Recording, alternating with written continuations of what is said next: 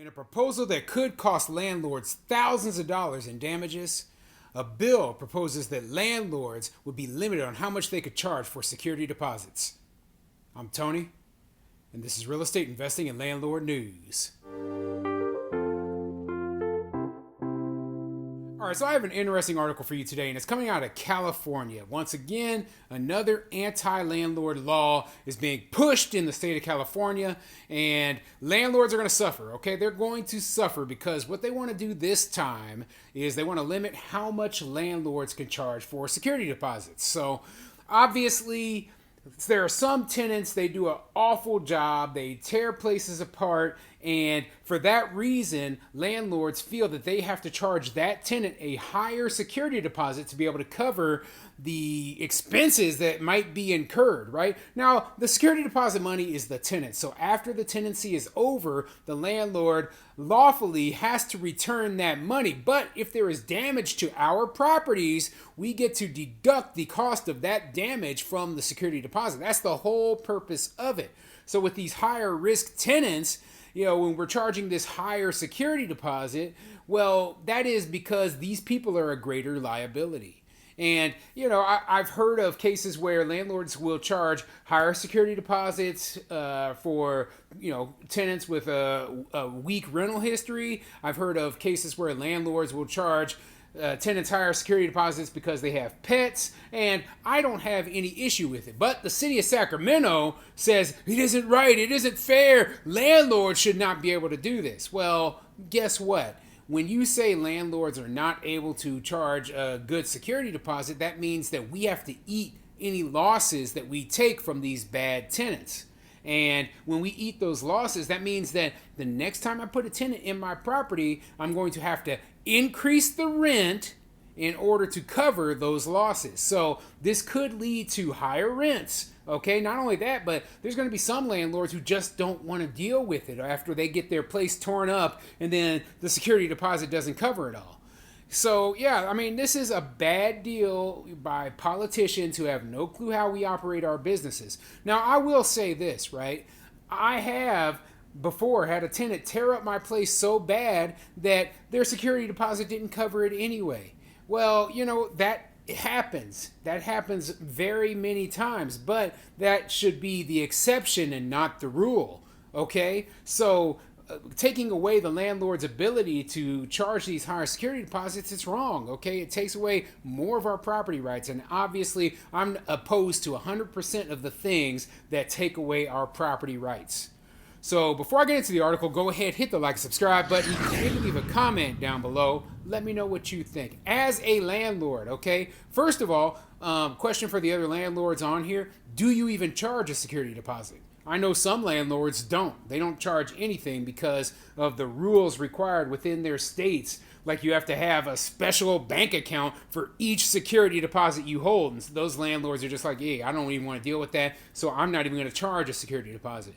And if you are in a state or, you do charge a security deposit, how much do you charge? I usually charge 1 month of rent, okay? Now, I've heard of other landlords who charge more than that. I also charge a pet security deposit on my rentals. So, obviously, I would go over that 1 month amount, which is what the city of Sacramento is trying to limit it to. So, let's get into this article.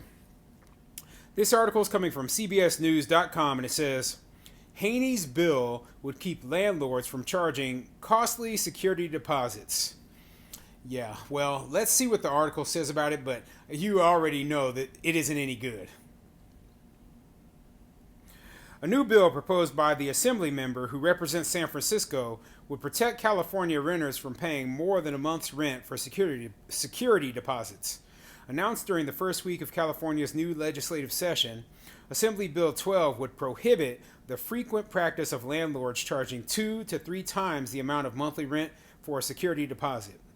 If passed, California would be the 12th state in the country to cap security deposits.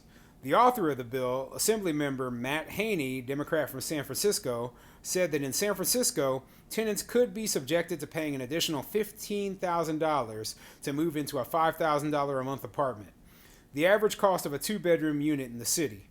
Those upfront fees are causing renters to take out predatory loans, go into debt, or not move at all. Well, this is an interesting example that they gave. Well, the tenant could have to pay $15,000 in security deposits. And I'm like, well, look how much that rent is, $5,000 a month.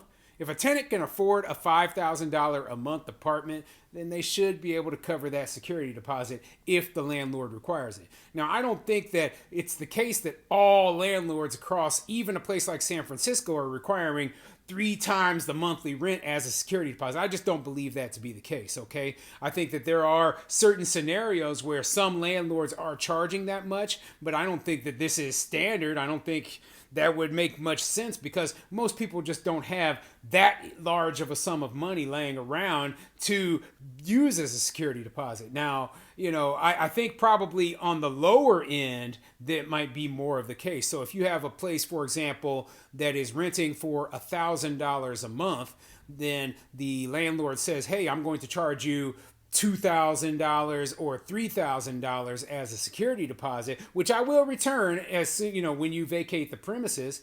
Then I think that's probably a lot more common because obviously $1,000 isn't going to cover much repairs or damages at all if you're only charging a single month's rent as the security deposit.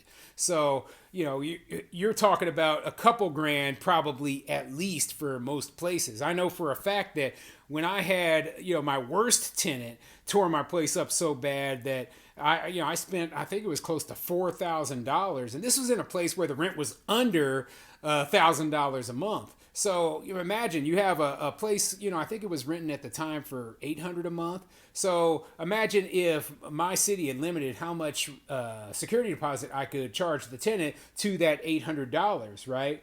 And then I end up with a $4,000 bill. Well, I'm eating $3,200 in losses. Now, believe me, I did eat $3,200 in losses. Okay, I actually ate more than that because my tenant didn't pay me rent before I evicted them. Okay, so I lost the rent money. I ended up with like close to $4,000 in damages. And, if I had the security deposit of, 3 times the monthly rent, that would have been a less of a loss for me. So I understand why landlords are charging these amounts. I don't think, like I said, I really don't believe that these $5,000 or $10,000 a month places are charging triple the monthly rent for a security deposit.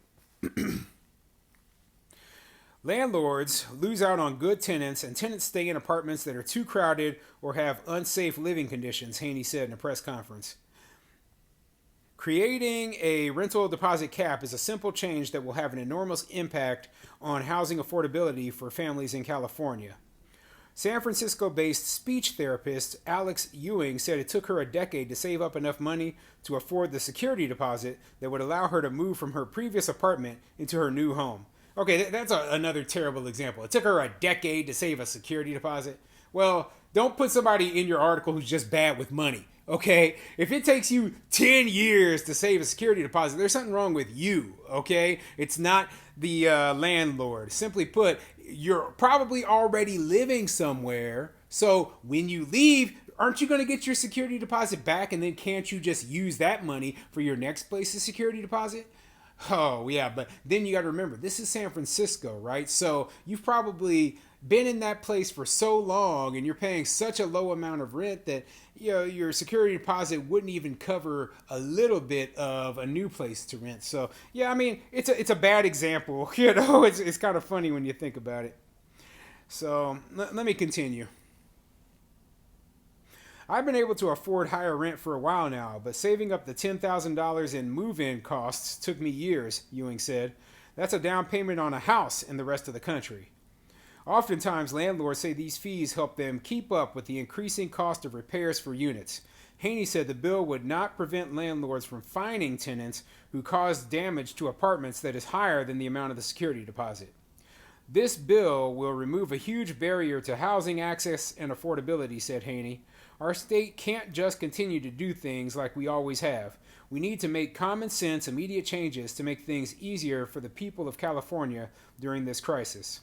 Yeah, well, like I said about that example a moment ago, she made it worse because she said, well, that's a down payment on a house in the rest of the country. Well, yeah, it is. So here's a suggestion, right? Get out of San Francisco because housing costs are too expensive for you there, and you could literally buy a house in other parts of the country. Okay, so it probably would benefit you instead of waiting 10 years so that you can move from one cramped apartment in overpriced city like San Francisco to another. Okay, instead, move somewhere where you can actually afford to buy a house. If your rent, if she said her the deposit down payment was $10,000, right? Well, that means that and I'm going off of if her landlord was charging her 3 times the monthly rent in order for that security deposit. That means that her monthly rent is over $3,000 a month. You can buy a very, very nice house in a large portion of the country for that much money.